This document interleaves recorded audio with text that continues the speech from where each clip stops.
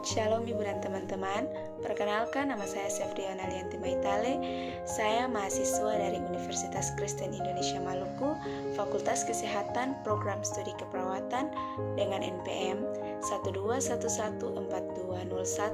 12114210121078. Di saat ini saya akan menjelaskan tugas saya dari mata kuliah Ilmu Dasar Keperawatan dengan judul tugas Anatomi Sistem Muskuloskeletal. Di sini saya akan menjelaskan tentang anatomi sistem muskuloskeletal. Tapi sebelum kita masuk, kita harus tahu dulu apa itu sistem muskuloskeletal. Jadi, sistem muskuloskeletal terdiri dari kata muskulo atau otot dan skeletal yaitu tulang. Muskulo atau muskular adalah jaringan otot-otot tubuh. Skeletal atau osteo adalah tulang kerangka tubuh. Muskuloskeletal disebut juga dengan lokomotor. Sistem muskuloskeletal merupakan penunjang bentuk tubuh dan bertanggung jawab terhadap gerakan. Komponen utama sistem muskuloskeletal adalah jaringan ikat, yaitu tulang, sendi, otot, rangka, tendon, ligamen, dan jaringan khusus penghubung. Selanjutnya, sistem muskuloskeletal yang terbagi atas otot atau muskulo dan rangka atau skeletal, di mana otot adalah jaringan tubuh yang berfungsi mengubah energi kimia menjadi kerja mekanik sebagai respon tubuh terhadap perubahan lingkungan, dan rangka atau skeletal yaitu bagian tubuh yang terdiri dari tulang, sendi, tulang rawan atau kartilago sebagai tempat menempelnya otot dan memungkinkan tubuh untuk mempertahankan sikap dan posisi. Selanjutnya kita masuk kepada yang pertama, yaitu skeletal atau rangka. Kerangka merupakan salah satu unsur sistem penegak dan penggerak tulang-tulang manusia yang dihubungkan satu dengan yang lain melalui persendian. Rangka manusia tersusun dari 206 tulang yang dipersambungkan oleh persendian yang terdiri dari tenggorokan otak yaitu 8 buah, tenggorokan wajah 14 buah, tulang telinga dalam 6 buah, tulang lidah 1 buah, tulang kerangka dada 25 buah, tulang belakang dan gelang panggul 26 buah, tulang anggota gerak atas 64 buah, dan tulang anggota gerak bawah 62 buah. Yang selanjutnya itu susunan tulang, di mana tulang panjang di tengah-tengah tulang panjang terdapat diafase dan kedua ujungnya disebut epifise. Tulang atap kepala terdiri dari dua lapisan, yaitu substansia compacta tubula externa atau lapisan luar dan substansia compacta tubula interna atau lapisan dalam. Di antara kedua lapisan ini terdapat substansia spongosa. Di dalam tulang juga terdapat kristal tulang yang terdiri dari beberapa komponen atau bagian, yaitu yang pertama kristal bagian dalam atau kristal interior yang terdiri dari ion-ion. Permukaan kristal yang mengandung kation dan anion yang spesifik. Lapisan mengandung air yang mengandung lapisan anion tidak spesifik dan selalu dalam keadaan seimbang dan dinamis dengan medium sekitarnya. Selanjutnya, sel penyusun tulang terdiri dari osteoblast atau pembentuk tulang, menghasilkan jaringan osteosit dan mengekskresikan fosfatase dalam pengendapan kalsium dan fosfat dalam matriks tulang. Osteosit atau sel-sel tulang dewasa yang bertindak sebagai lintasan untuk pertukaran kimiawi melalui tulang yang padat. Osteoklas atau penghancuran tulang, yaitu sel-sel yang dapat mengabsorpsi mineral dan matriks tulang. Yang selanjutnya yaitu pembentukan tulang, di mana perkembangan tulang berasal dari jenis perkembangan membran dan perkembangan kartilago. Proses peletakan jaringan tulang atau histogenesis disebut penulangan atau osifikasi. Dalam proses pertumbuhan dan perkembangan tulang, ada dua macam proses, yaitu osifikasi endokondral, yaitu setelah terbentuknya epifise yang masih dalam keadaan tulang rawan. Pertumbuhan tulang ini ditandai dengan pertumbuhan tulang rawan dan degenerasi dalam epifis.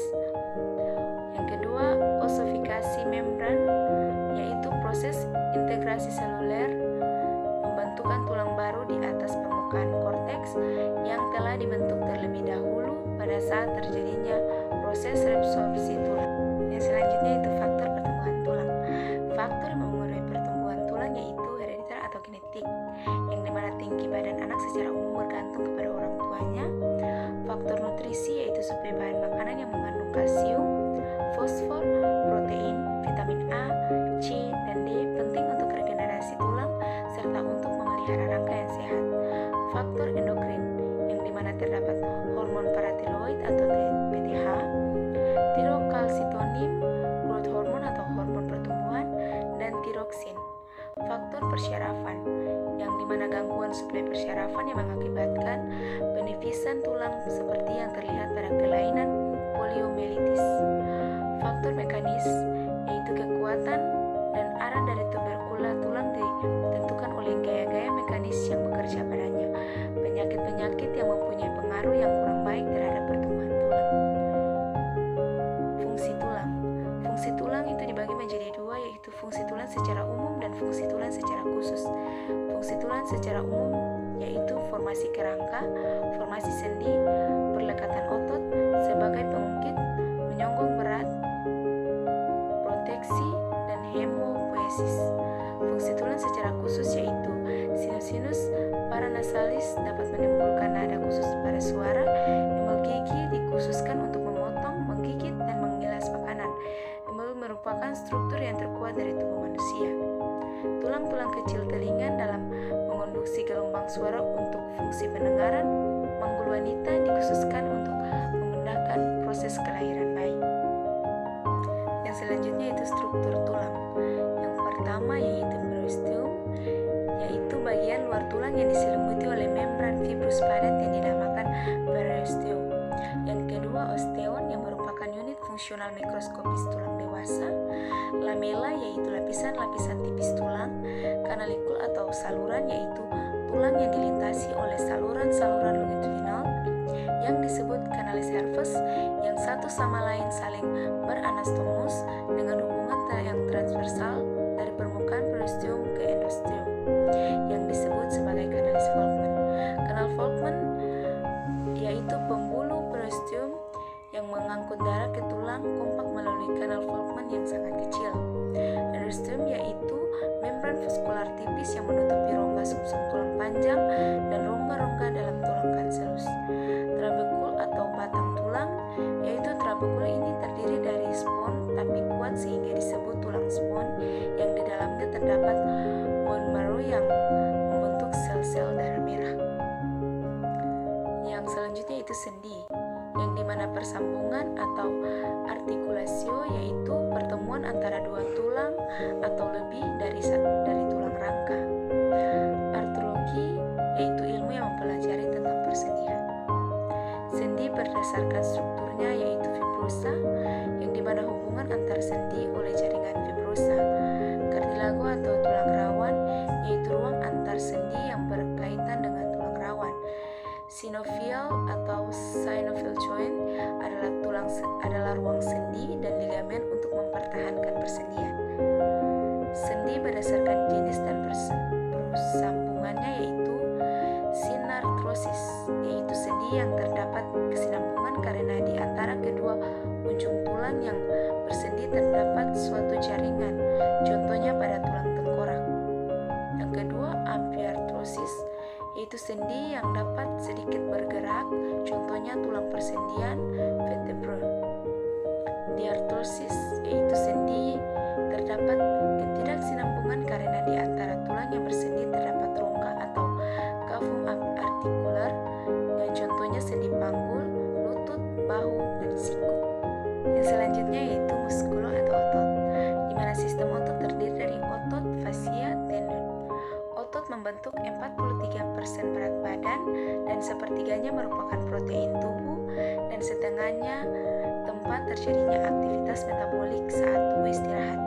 Proses vital di dalam tubuh seperti kontraksi jantung, kontraksi pembuluh darah, bernafas, peristaltik usus terjadi karena adanya aktivitas otot. Tipe jaringan otot. Ada 3 tipe jaringan otot.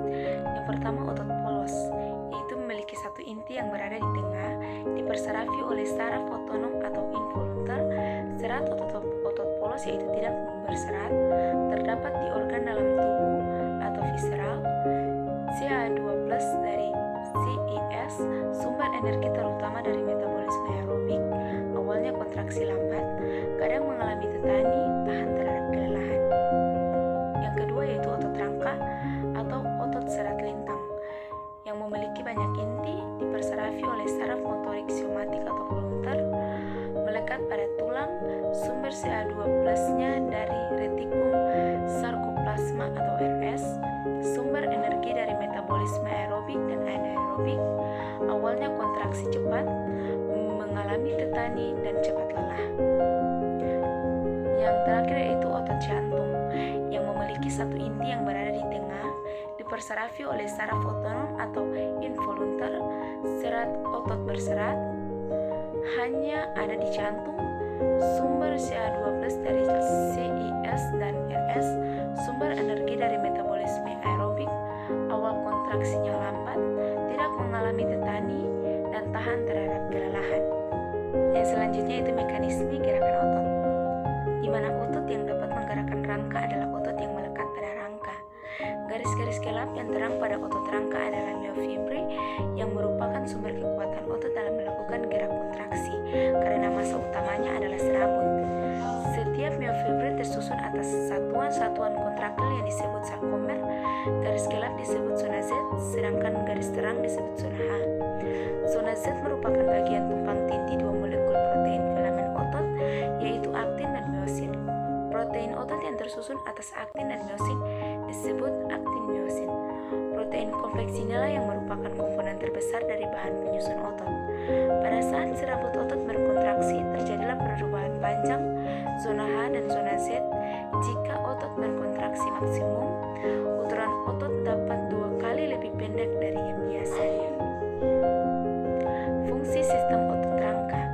Yang pertama, sebagai alat gerak aktif, menyimpan cadangan makanan, mempertahankan sikap dan posisi tubuh, menyongkong jaringan lunak, menunjukkan pintu masuk dan keluar saluran dalam sistem tubuh, mempertahankan suhu tubuh, kontraksi otot, energi menjadi panas. Demikian penjelasan dari saya mengenai anatomi sistem muskuloskeletal. Semoga bermanfaat bagi kita semua dan terima kasih.